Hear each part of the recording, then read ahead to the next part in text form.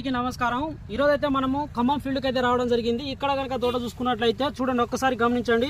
విపరీతమైన కాప అనేది పడింది. చూడండి, ఒక్కసారి చూడండి. పచ్చి కాయలు పండు కాయలతో అయితే బాగా నిండి ఉన్నది. కాయ మాత్రం క్వాలిటీ అయితే బాగున్నది.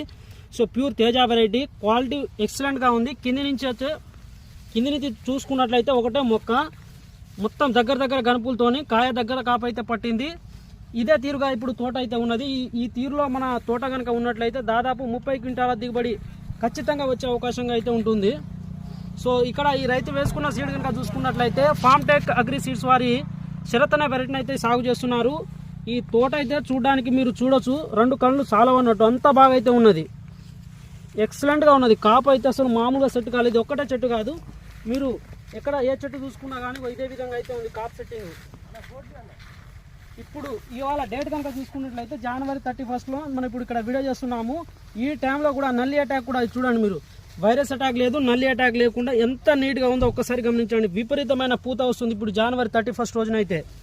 చూడండి, ఎక్కడ చూసుకున్నా కానీ కాయలతో మాత్రం అసలు ఫుల్గా నిండి ఉన్నది. ఇది ఖమ్మంలో ఫీల్డ్ అండి. ఇది అసలు మామూలుగా లేదు. తోట చూసుకున్నట్లయితే ఎక్కడ చూసుకున్నా కాయలే అన్నట్టు ఫుల్గా అయితే కాపు సెట్ అయింది. సో రైతన్నలు సీడ్ తీసుకునే ముందు కొంచెం జాగ్రత్తగా ఆలోచించి మంచి సీడ్ని అయితే ఎంచుకోండి.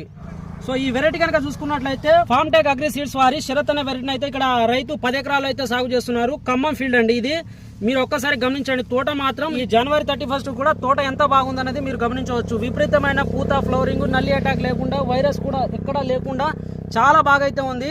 సో దీనికి సంబంధించిన ఇక్కడ ఖమ్మం ఫీల్డ్కి సంబంధించిన ఫుల్ వీడియో కూడా మన ఛానల్లో ఉంటుంది. మీరైతే అది మిస్ కాకండి. సో ఈ శరత్ అనే వెరైటీని అయితే ఈ అన్నగారు అయితే సాగు చేసి చాలా సంతోషంగా అయితే ఉన్నారు. ప్రతి ఒక్కరైతే ఇలాంటి సీడ్స్ను ఎంచుకుంటే కనుక మనకు దిగుబడి శాతం అనేది అధికంగా రావడానికి అయితే చాలా వరకు అయితే అవకాశం ఉంది. సో ఇదండి రైతన్నలారా, ఇలాంటి మరెన్నో మంచి విషయాలు మన ఛానల్లో అందిస్తాను.